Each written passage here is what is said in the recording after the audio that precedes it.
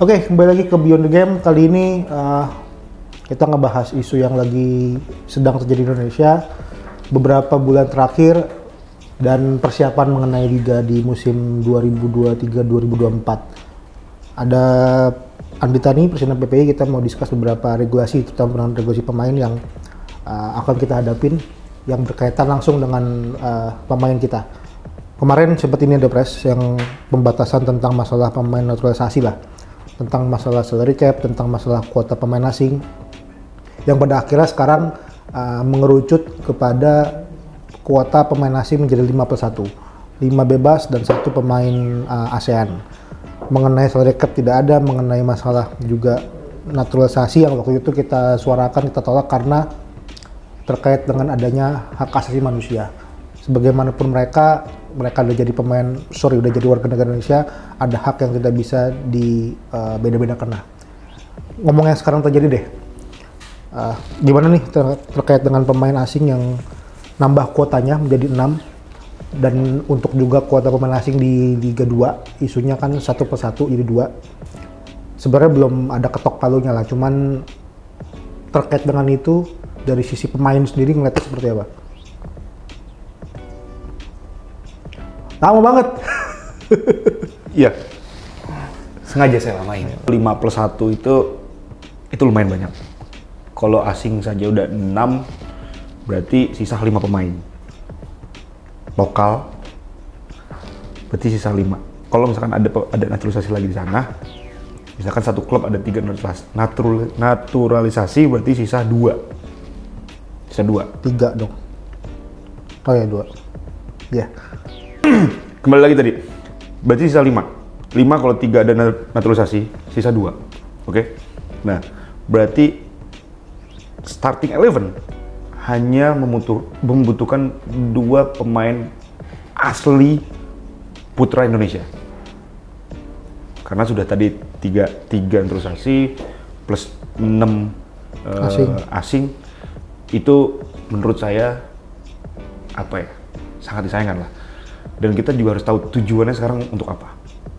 Kalau kita bicara tujuannya untuk liga ini semakin menarik atau ikut aturan Asia, AFC dengan adanya Liga Champion Asia, dengan adanya AFC, memang itu memenuhi kebutuhan. Tapi harus ada yang kita korbankan. Apa yang kita korbankan? Yaitu tim nasional. Dengan aturan 3+1 kemarin di 2022-2023 itu, bagi saya itu sudah cukup. Kenapa? Kita sudah ada buktinya, kita sudah ada contohnya. Selama 32 tahun kita menunggu emas, akhirnya itu datang ke Indonesia. Kita harus lihat, hampir semua pemain yang berada di SEA Games itu bermain di klubnya sebagai pemain reguler. Itu dulu. Nah, belum lagi banyak pemain yang bisa kita katakan dalam usia 30 plus. Itu banyak yang lapor kita bahwa bagaimana kita nanti nasib kita di sini, bagaimana kuota untuk kita yang sudah 30 plus ini. Karena kita bicara, kalau masalah bicara penghidupan, sepak bola itu adalah penghidupan. Karena kita menggantungkan hidup tuh di sini. Pasti untuk bicara salary akan ditekan, karena dengan penambahan pemain asing, terus ini juga dengan usia yang sudah 30 plus bisa ditekan. Apalagi mereka pasti akan turun ke Liga 2, dan Liga 2 juga isunya akan ada 2 pemain asing, 1+1. Nah, itu harus menjadi harus kita pikirkan untung dan ruginya dengan ada penambahan kuota asing itu. Karena yang paling berdampak itu adalah ke tim nasional kita. Liga itu untuk apa? Untuk menunjang tim nasional kita lebih baik lagi. Apalagi di tahun depan kita akan ada event yang cukup besar, yaitu Piala Asia. Tapi gini, mungkin coba gua melihat dasar ini ya, bukan berarti membela kebijakan, cuman mungkin aja dasarnya gini, satu, untuk membuat klub-klub kita cukup bisa bersaing di level Asia agar lebih semarak tadi, karena di level Asia itu pemain asing bisa sampai 6. inilah kenapa mungkin alasannya kita nggak pernah bisa berbicara banyak di level Asia, karena secara quality mungkin klub-klub lain tuh punya 6 pemain asing lah. Itu yang pertama. Kedua, apakah memang iya ini ada hubungannya sama tim nasional? Karena ada di situ ada kewajiban juga pemain U23-nya untuk bermain, wajib sebagai starting 11 45 menit kalau nggak salah. Sebenarnya ini pernah kita lakukan di tahun 2018, yang 2 pemain U23 kalau nggak salah. Lalu kompetisi, jika memang alasannya adalah pemain untuk timnas, kompetisi mudanya EPA-nya mungkin akan ditingkatkan secara strata usia menjadi U20 atau U21. Isunya kan seperti itu. Jadi keberlangsungan dari U14, 14, 16, 18, U21 akan berlanjut. Karena kan sebenarnya tim-tim yang main sekarang ini, yang menang SEA Games ini, kan produk EPA-nya banyak nih, karena hasil dari itu. Dan yang ketiga adalah melihat negara lain ya, kita suka nggak suka di ASEAN kompetisi yang mungkin masih terbaik ya di Thailand. Pemain asingnya paling banyak yang bisa main 7. Malaysia 9 tapi dia bisa di reserve jadi cuma 6 yang bermain.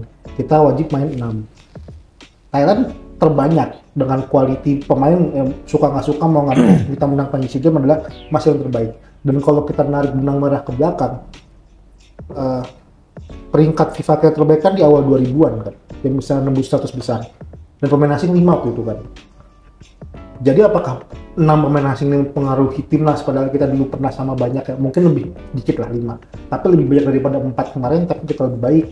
Dan negara lain punya itu kok, yang lebih banyak 7. Bahkan 7 mereka punya naturalisasi juga berapa, sisa dikit. Kalau komparasinya itu kan akhirnya mungkin alasannya adalah seperti itu gitu, untuk kompetitif di level Asia secara klub, juga memaksa usia muda bermain, kompetisi usia muda. Maksudnya ketiga, secara background nggak selalu linear kok, pemain asing dikit dengan kualitas timnas gitu. Iya, gini. Dan keempat, katanya gajinya menurun, bukan gajinya naik 300% ya? Iya. Kalau bicara saya alhamdulillah. Naik beneran? Alhamdulillah. Yang lain nggak naik? 130.000% malah. Itu gini. Saya tidak ikut berbicara tentang saya, karena alhamdulillah saya adalah mungkin salah satu pemain yang bisa dikatakan beruntung. Kalau kita bicara kenaikan gaji, mungkin pemain-pemain yang habis juara SEA Games ini pasti mereka akan naik. Nah, makanya yang tadi saya katakan bahwa pemain yang 30 plus yang sudah mulai jarang dapat menit bermain itu pasti akan turun. Itu yang harus lebih kita harus lebih aware dengan itu. Nah, kalau kita bicara profesional, memang kita harus bicara kualitas, bukan tentang usia, bukan tentang apapun itu, bicara kualitas. Tapi mindset orang Indonesia ketika kita harus apple to apple antara asing dengan lokal, pasti akan lebih milih asing. Walaupun sebenarnya kualitas lokal itu satu tingkat di atas daripada asing, tapi mereka akan lebih memilih asing. Karena dibayar mahal.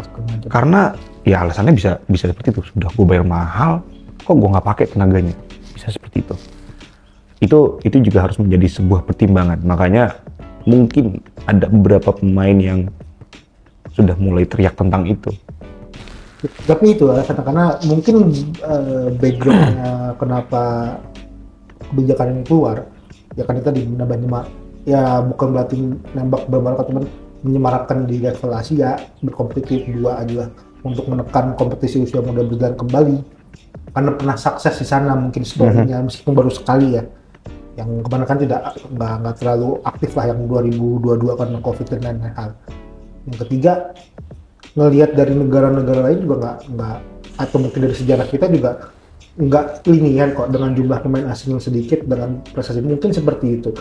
Yang sebenarnya kalau dari sisi mungkin melihatnya sebagai pemain, dari sisi masalah ini adalah suatu kehidupan yang ketika memang dibilang suatu kehidupan secara logika matematika tadi, ketika nambah 2 pemain asing berarti kan 2 kali 18 akan kehilangan job.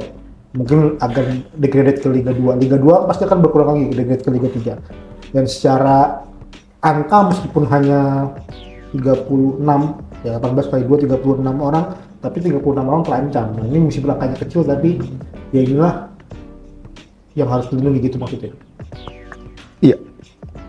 Seperti itu juga, sama gini, mungkin ada solusi lain ya. Solusi lainnya adalah, oke, kita nambah pemain asing. Tapi kalau cuman hanya satu event, yaitu liga, pemain yang lain ini agak kesulitan untuk dapat menit bermain. Mungkin kita bisa tambahin kayak Piala Indonesianya kita jalanin lagi, atau seperti dulu ada Copa Indonesia. Itu bisa menjadi sebuah solusi agar pemain-pemain yang selama ini track itu mendapat menit bermain. Karena selain berbicara tentang kehidupan, pasti mereka berbicara tentang dapat menit bermain. Kenapa? Karena dapat menit bermain itu menjadi acuan seorang pemain untuk musim berikutnya. Jadi sebenarnya kalau saya melihat bahwa di posisi pemain, benang merahnya adalah di menit bermain yang akan kurang didapat sama pemain-pemain tersebut. Makanya solusi saya itu, tambahkan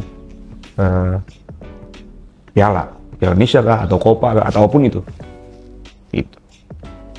Jadi mungkin ya not di sini meskipun sudah ada polisinya, entah apakah benar-benar sedang atau enggak, yang pasti ini akan mempengaruhi ke pemain kita sendiri lah, baik itu dari masalah value ataupun nilai kontrak atau kesempatan bermain tadi, dan juga bahkan ketika pun punya kontrak di menit bermain pasti akan berkurang karena berkurangnya jatah pemain lokal bahasa. Betul. Dan sebenarnya yang paling ideal ya kayak kemarin itu 3+1 itu cukup ideal sudah. Bagi saya sudah cukup ideal 3+1 karena gini, beberapa minggu lalu saya pernah ketemu sama mantan pemain tim nasional. Dia pernah mengatakan, dia bilang gini bahwa dulu asing 3 aja bagi dia kebanyakan. Bukannya dia takut bersaing, enggak, dia tidak pernah merasa takut bersaing dengan asing, dengan siapapun itu. Tapi yang dia pikirkan adalah siapa yang bisa gantiin saya di tim nasional. Karena sejujurnya pemain tim nasional itu juga capek. Ketika kita dapat libur, kita harus berangkat tim nasional. Karena pemain lainnya tidak mendapat jam terbang, tidak mendapat menit bermain. Akhirnya pelatih tim nasional agak kesulitan untuk mencari pemain lagi.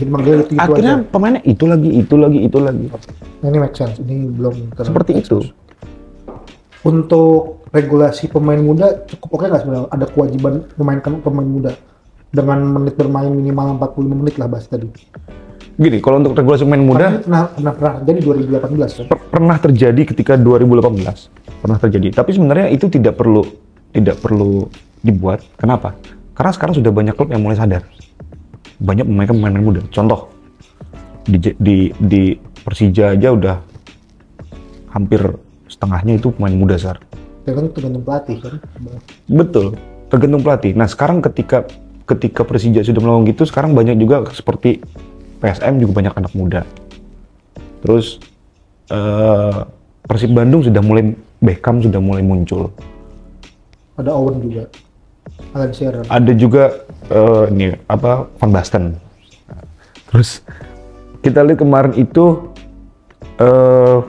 dari starting 11 ya, dari starting 11 SEA Games itu semua mereka hampir inti loh di klubnya, dari mulai kiper, stopper sampai striker. Nah itu sebenarnya jadi showcase lah ya, ketika pemain muda tampil, timnas juga punya efek. Mungkin betul, setuju dengan itu. Bapak dulu pemainnya usia berapa? Apa? Usia berapa starting 11? Aduh, lupa saya, udah hampir 13 tahun lalu kali ya. Lupa saya. Ini pendadak semua kan di sini. Oke, ya intinya itulah sebenarnya yang mau saya sampaikan juga.